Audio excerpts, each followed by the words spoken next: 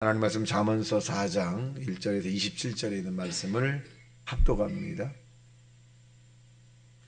잠언서 4장 시작. 아들들아 아비의 훈계를 들으며 명철을 얻기에 주의하라. 내가 선한 도리를 너희에게 전하노니 내 법을 떠나지 말라. 나도 내 아버지에게 아들이었으며 내 어머니 보기에 유약한 외아들이었노라. 아버지가 내게 가르쳐 이르기를 내 말을 내 마음에 두라. 내 명령을 지키라. 그리하면 살리라. 지혜를 얻으며 명철을 얻으라. 내 입의 말을 잊지 말며 어기지 말라. 그가 너를 보호하라. 그를 사랑하라. 그가 너를 지키리라. 지혜가 제일이니 지혜를 얻으라. 내가 얻은 모든 것을 가지고 명철을 얻을지니라. 그를 높이라. 그리하면 그가 너를 높이 들리라.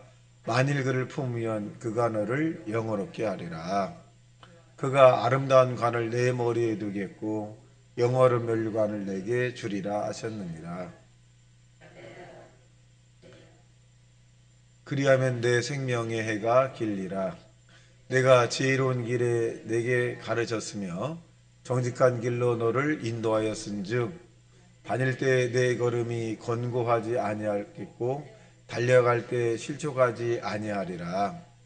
훈계를 굳게 잡아 놓치지 말고 지키라. 이것이 내 생명이니라. 사악한 자의 길에 들어가지 말며 악인의 길로 다니지 말지어다. 돌이켜 떠나갈지어다. 그들은 악을 행하지 못하면 자지 못하겠고 사람을 넘어뜨리지 못하면 잠이 오지 아니하며 불의의 떡을 먹으며 강포의 술을 마심이니라. 의인의 길은 돋는 햇살 같아서 크게 빛나 한낮의 광명에 이르거니와 악인의 길은 어둠 같아서 그가 걸려 넘어져도 그것이 무엇인지 깨닫지 못하느니라. 내가 말하는 것에 내 귀를 기울이라. 그것을 내 눈에서 떠나게 하지 말며 내 마음에 속에 지키라. 그것을 얻는 자에게 생명이 되며 그의 온 육체의 건강이 됨이니라. 모든 지킬 만한 것 중에 더욱 내 마음을 지키라. 생명의 근원이 이에서 남이니라.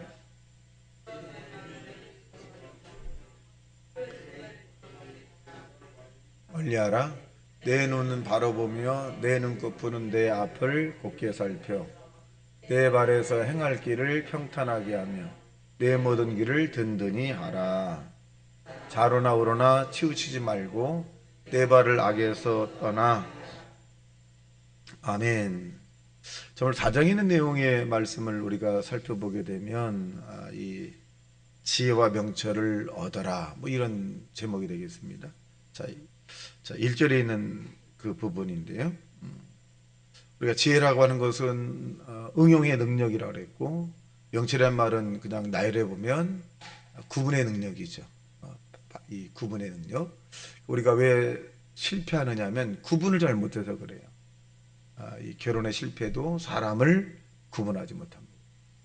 또 물건에 대한 부분도 구분이라고 하는 것. 그러니까 이 부분이 나눔이라고 하는 이 부분이 굉장히 중요한데 저와 여러분의 지혜와 명철을 얻는 길은 이제 오늘 말씀해 주고 계시는데 1절 시작. 아들들아 아비의 훈계를 들으며 명철을 얻기에 주의하라. 내가 선한 도리를 너희에게 전하노니 내 법을 떠나지 마라. 그랬어요. 그러니까 어떻게 보면 아버지의 심정, 아들이 잘 되길 바라고 또 명문가문으로서 계속 이어가기를 희망하기도 합니다. 그러면서 이제 여기에 보면 뭐라고 말씀해 주고 있냐면 4절입니다. 시작. 아버지가 내게 가르쳐 이르기를 내 말을 내 마음에 두라. 내 명령을 지키라. 그러면 살리라. 그냥 사는 것이 아니라 영혼이 잘되고 범사가 잘되고 강건한 축복의 삶을 사는 길이 있다. 그렇게 표현합니다. 땅에 사는 사람은 누구나 다 살길 원하는데 가치 있는 삶이죠. 그런 행복한 삶을 살길 희망하는데 그 부분에 대해서 이제 사장에서 이제 몇 가지 나열해 줍니다. 첫째는 5절 보겠어요. 시작. 지혜를 얻으며 명철을 얻어라. 내 입의 말을 잊지 말며 어기지 말라. 지혜를 버리지 말라. 그가 너를 보호하리라. 그를 사랑하라. 그가 너를 지키리라.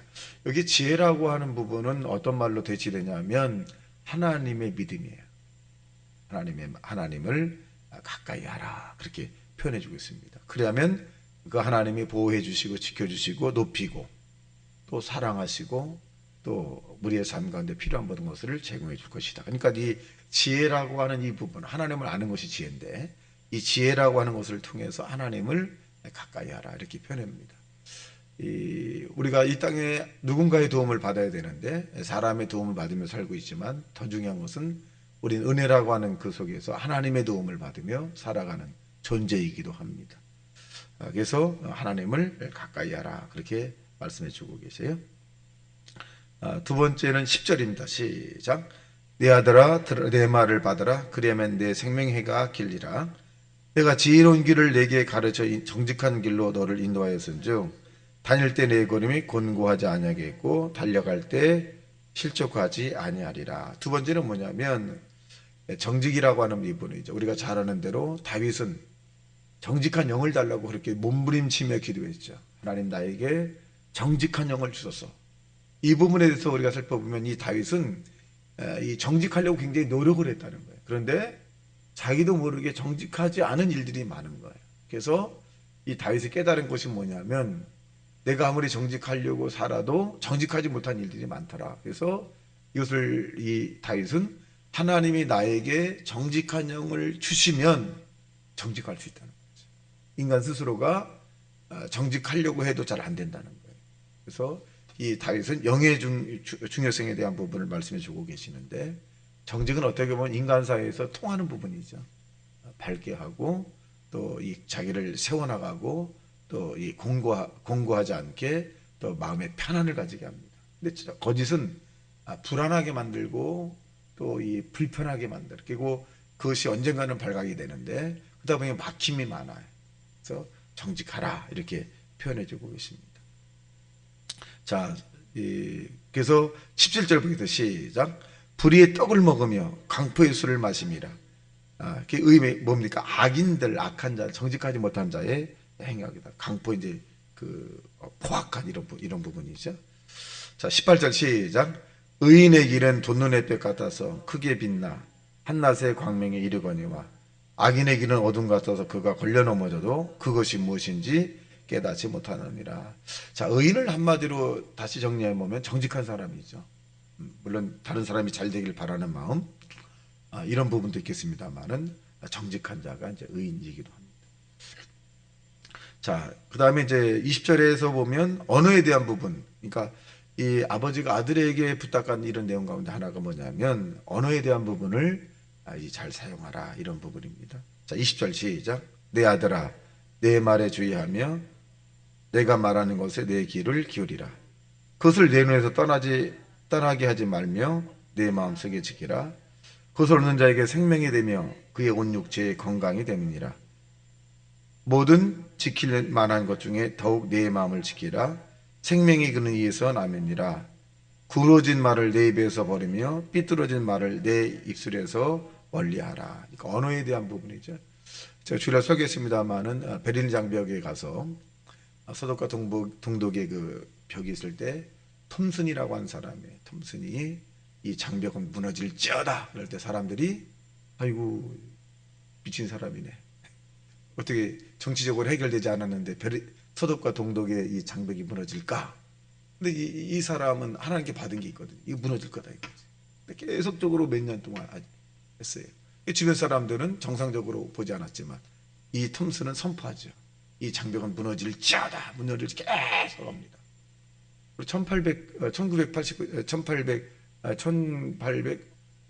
1989년 1월 19일인가요? 결국 무너졌죠.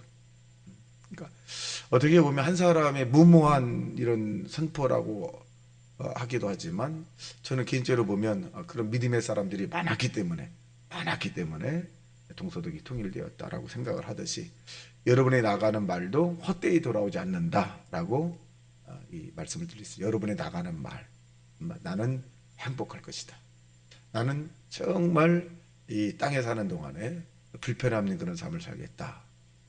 어저께 밤에 자면서 사모님에게 이런 얘기했어요. 나는 비행기나 이런 걸 타고 가다가 그런 것 있다면 타고 가다가 죽음의 선이 있으면 죽음의 선을 지나갈 때 0.005초 죽었다가 다시 살아서 천국 가고 싶다. 그런 생각을 해봤습니다만은 이 비행기나 어떤 그 장치가 있다면 그러니까 이 죽음이라는 것을 짧게 만나고 싶다. 0.001초를 만나서 살아서 영이 살아서 가고 싶다. 이런 생각도 해봤는데 이렇게 다른 목사님들에게 얘기하면 이상한 사람이라고 생각할 수 있겠습니다만은 우리 주어진 현실은 반드시 우리가 넘어가야 되는데 이 그런 넘어간 부분이 넘어가려면 저와 여러분 어떻게 되느냐? 24절이에요. 우리 언어적 말을 긍정적으로 해야 돼요. 긍정. 이렇게 얘기하면 에녹이라는 사람도 죽음을 보지 않고 나갔거든요. 에녹도 우리가 똑같은 사람이에요. 그것이 우리가 상상할 수 없는 그런 일들이 우리에게 있다 할지라도 여러분 믿음으로 선포하는 것이 굉장히 중요합니다. 좋은 일이 있을 것이다. 나의 병은 고침받게 될 것이다. 뭐 이런 부분들이 보편적인 이런 언어적 표현이기도 합니다만은 이런 보편적인 언어적 표현이 어떤 일이 기적이 나타나는 거죠. 하나님과 함께하면 기적이 일어날 수 있다. 이렇게 해서 이 언어의 표현에 대한 부분을 긍정적으로 하라. 그렇게 표현합니다. 25절 시작. 내 눈은 바라보며 내 눈꺼풀은 내 앞을 곧게 살펴 내 발이 행할 길을 평탄하게 하며 내 모든 길을 든든히 하라. 그랬어요. 그 언어적 표현 부분들이 우리의 삶에 발을 든든히 하는 거거든요. 그러니까 내가 말한 걸로 내가 잡히게 되는 거거든요. 내가 말한 거. 슬프다. 슬픔의 현실이 우리에게 나타나요. 이렇게 잡힌 거거든요. 그래서 이 환경과 조건과 우리의 삶이 내게 만족함이 없다 할지라도 우리는 그 너머에 역사하시는 하나님을 바라보면서 열려질 걸로, 해결될 걸로, 또 하나님이 도와줄 걸로 그렇게 언어적 표현을 해서 여러분 앞에 있는 높은 장막이 다 무너지기를 주님의 이름으로 축원합니다. 다시 말씀 생각하며 통성으로 주여 삼천 기도합니다. 주여 주여 주여